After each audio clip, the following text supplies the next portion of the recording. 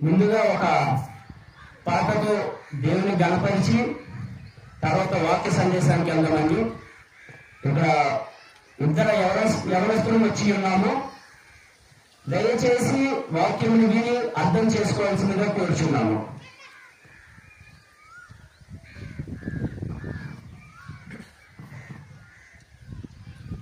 ప్రేమించెదన్ అధికముగా ఆరాధింతున్ ఆసక్తితో ప్రేమించెదన్ అధికముగా ఆరాధింతున్ ఆసక్తితో పూర్ణ మనసుతో ఆరాధింతున్ పూర్ణ బలముతో ప్రేమించెదన్ పూర్ణ మనసుతో ఆరాధింతున్ పూర్ణ బలముతో ప్రేమించెదన్ ఆరాధన ఆరాధన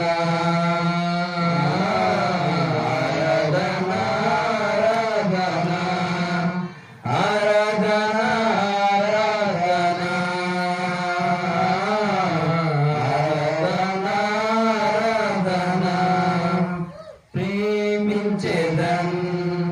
అధికముగా ఆరాధింతున్ ఆసక్తితో ఎబినేజరే ఎబినేజరే ఇంతవరకు ఆదుకున్నావు ఎబినేజరే ఎబినేజరే ఇంతవరకు ఆదుకున్నావు నన్ను ఇంతవరకు ఆదుకున్నావు నన్ను ఇంతవరకు ఆదుకున్నావు నిన్ను పూర్ణ మనసుతో ఆరాధింతున్ నిన్ను పూర్ణ బలముతో ప్రేమించెదన్ ఆరాధన ఆరాధన ఆరాధన ఆరాధన ఆరాధన ఆరాధన ఆరాధన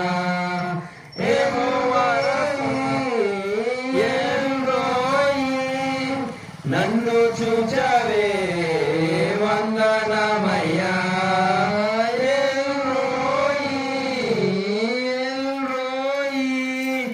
నన్ను చూచవే వందనమయ్యా నన్ను చూచవే వందనమయ్యా నిన్ను పూర్ణ మనసుతో ఆరాధింతున్ నిన్ను పూర్ణ బలముతో ప్రేమించెదన్ ఆరాధన ఆరాధన ఆరాధన ఆరాధన ఆరాధన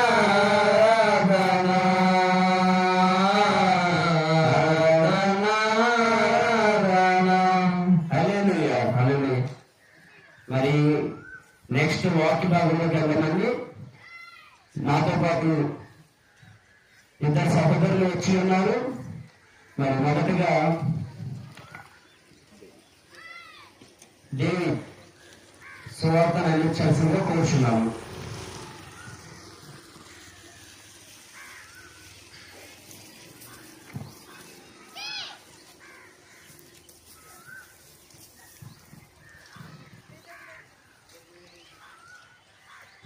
హల్లెలూయా.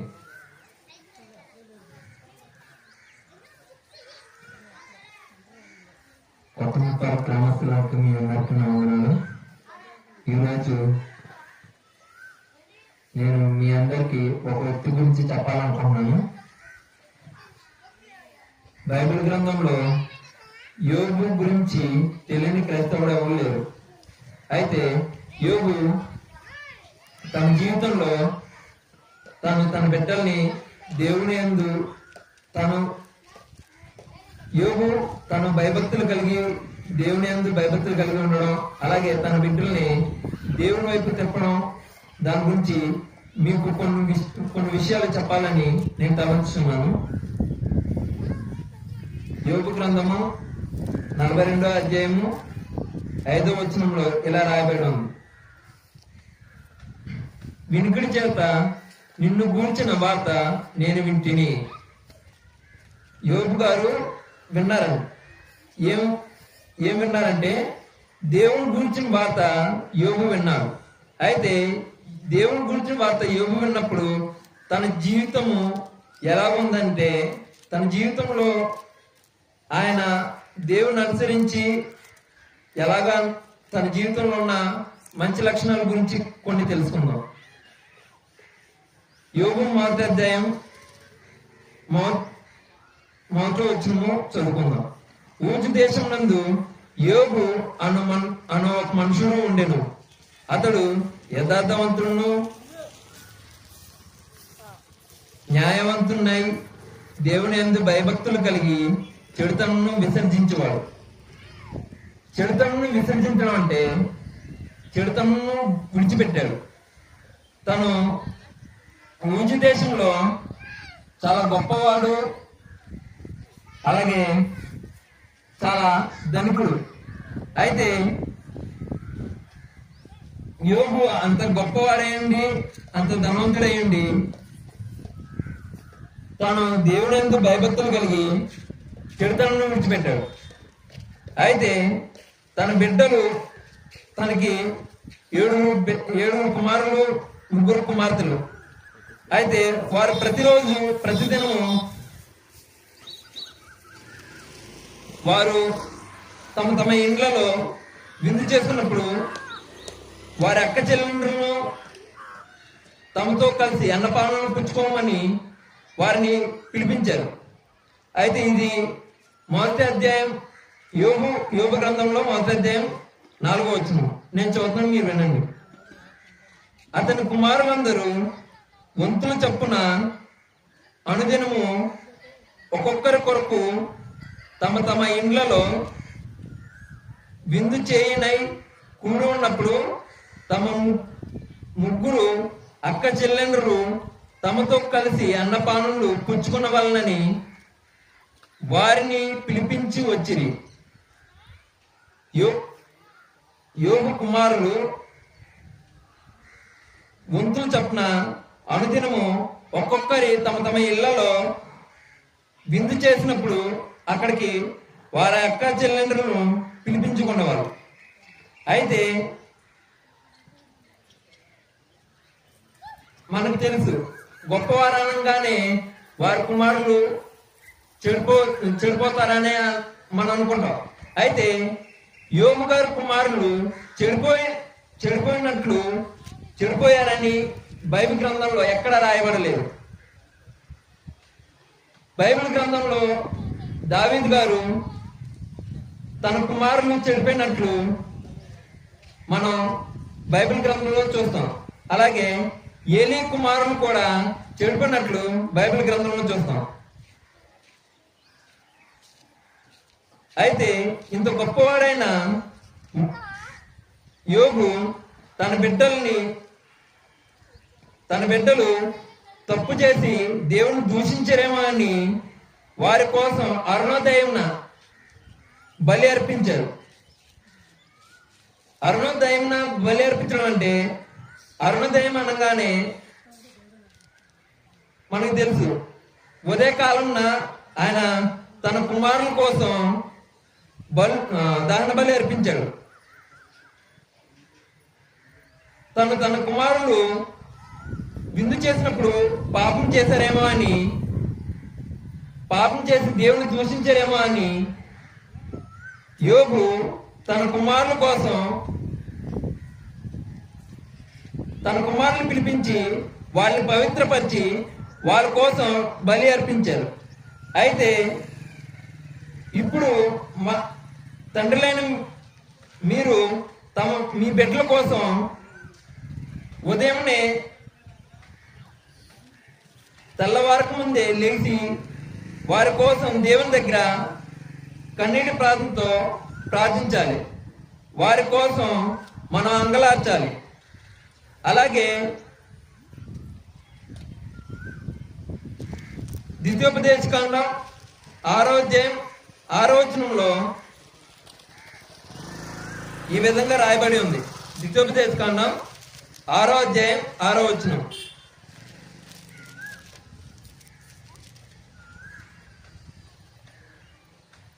నేను చదువుతున్నాను, మీరు వినండి.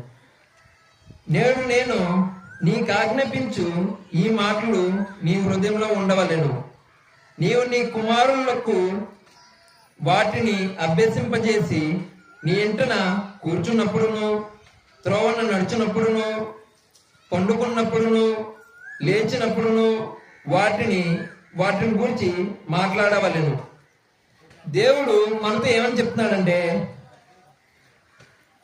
నీ బిడ్డలకు దేవుని వాక్యం గురించి వారికి తెలియజెప్పాలని దేవుడు చెప్తున్నాడు. అలాగే వారి హృదయంలో దేవుని వాక్యం ఉండాలని చెప్తున్నాడు. అలాగే కుమారులకు దేవుడు ఎలాగ ఉండాలి, కుమారుల్ని ఎలాగా వాక్యం ద్వారా నడిపించాలని దేవుడు ఏమని చెప్తున్నాడంటే, నీవు నీ కుమారులకు వాటిని అభ్యసింపజేసి నీ ఇంటన కూర్చున్నప్పుడు, అంటే నీ కుమారులు తండ్రిగా నువ్వు ఏం చేయాలంటే, తండ్రిగా మీరు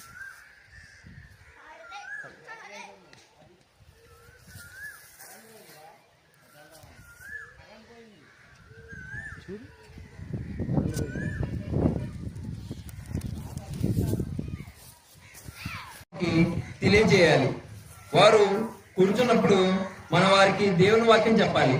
అలాగే వారు నుంచున్నప్పుడు, వారి తోవలు నడుచున్నప్పుడు మనం వారికి దేవుని వాక్యం చెప్తూ ఉండాలి. అలాగే వారు పడుకున్నప్పుడు మనం దేవుని గురించి మనం మాట్లాడుతూ ఉండాలి. ఇట్లాగా మనం వారితో మాట్లాడుతూ ఉండగా వారు దేవుని నుంచి తొలగిపోరు. అలాగే ద్వితీయోపదేశకాండం 6వ అధ్యాయం 7-8 వచనాల్లో ఇలా రాయబడి ఉంది. నీవు నీ కుమారులకు వాటిని అభ్యసించి నీ ఇంట కూర్చున్నప్పుడు, త్రోవను నడుచున్నప్పుడు, పండుకున్నప్పుడు, లేచినప్పుడు వాటిని గూర్చి మాట్లాడాను. సూచనగా వాటిని నీ చేతికి కట్టవలెను. అవి నీ కళ్ళ నడుమున బాసికము వలె ఉండవలెను. దేవుడు వాక్యంలో ఏమని చెప్తున్నాడంటే, మీ తండ్రులైన మీరు మీ కుమారులకు దేవుని వాక్యం చెప్పాలి. ఎక్కడెక్కడ చెప్పాలంటే, వారు కూర్చున్నప్పుడు, లేచినప్పుడు, నడుస్తున్నప్పుడు, అలాగే వారు పండుకున్నప్పుడు దేవుని వాక్యం వాళ్ళకి చెప్పాలి. అలాగే వారికి సూచనగా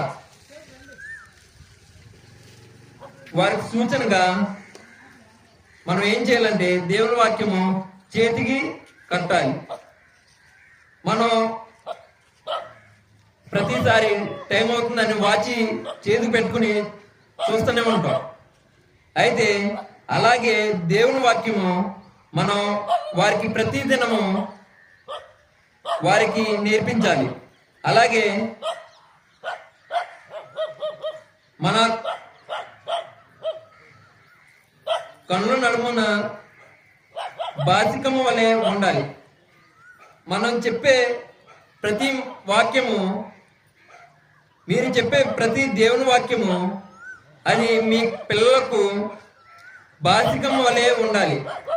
అలాగే వాటిని మనం ప్రతి దినము మన పిల్లలకి నేర్పిస్తూ ఉంటే మన ఇంటికి వచ్చిన వారు మన ఇంటి ద్వారబంధం మీద, నీ గౌళ్ళ మీద వాటిని రాయవలను. దేవుడు ఏమని చెప్తున్నాడంటే,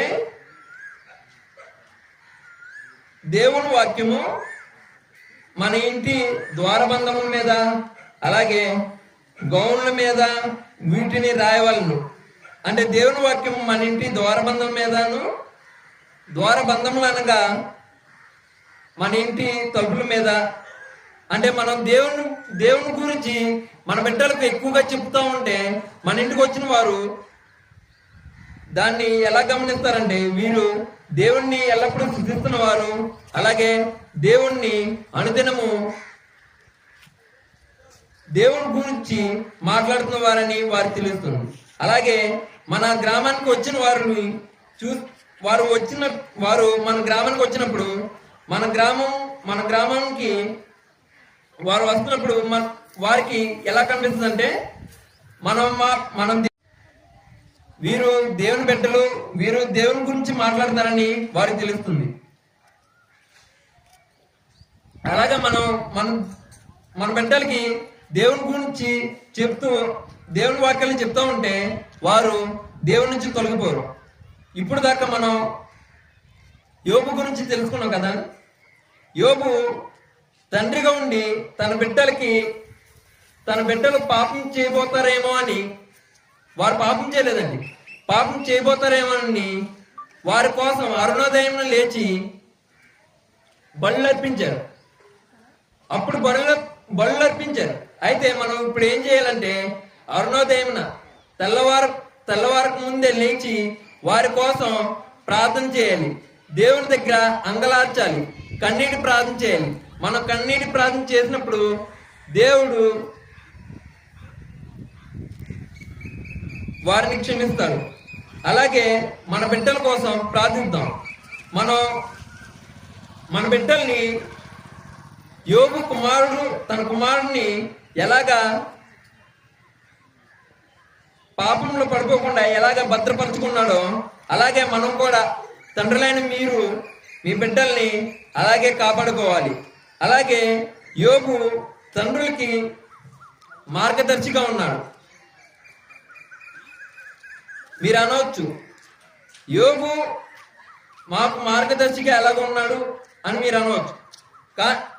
నేను చెప్తున్నాను, యోబు తన కుమారుల్ని పాపం చేయనివ్వకుండా, పాపంలో పడుకోకుండా వారి కోసం ప్రార్థన చేశాడు, వారి కోసం బళ్ళు అర్పించాడు. అయితే తండ్రులైన మీరేం చేయాలంటే, మీ బిడ్డల కోసం అంగలార్చాలి, ప్రార్థన చేయాలి.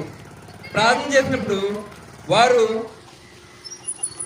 దేవుని నుంచి తొలగిపోరు. మనం అనుదినము వారికి ఏం నేర్పుతున్నాము? మన బిడ్డలకి వాక్యం గురించి నేర్పుతున్నావా, లేదా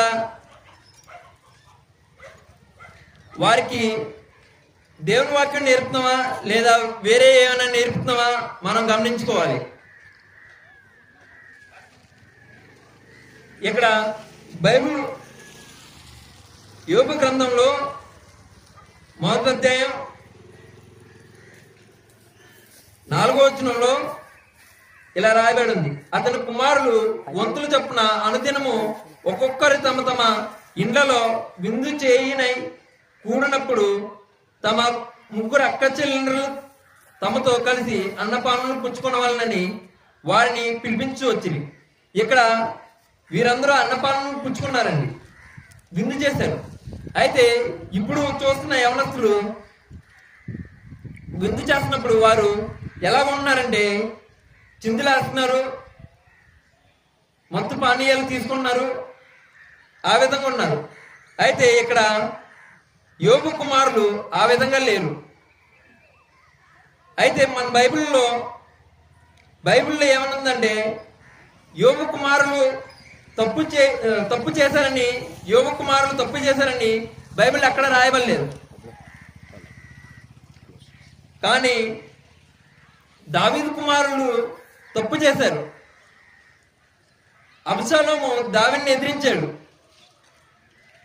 మన బిడ్డలు ఎలా ఉన్నారో మనం గమనించుకోవాలి. మన బిడ్డలు దేవుడి నుంచి తొలగిపోకుండా ఉండడానికి మనం ఏం చేయాలంటే, అనుదినము నిత్యము వారికి దేవుని వాక్యము నేర్పాలి. వాళ్ళకి ప్రతిదినము దేవుని గురించి చెప్పాలి. దేవుడు ఈ చిన్న వాక్యాన్ని దీవించును గాక. ఆమేన్.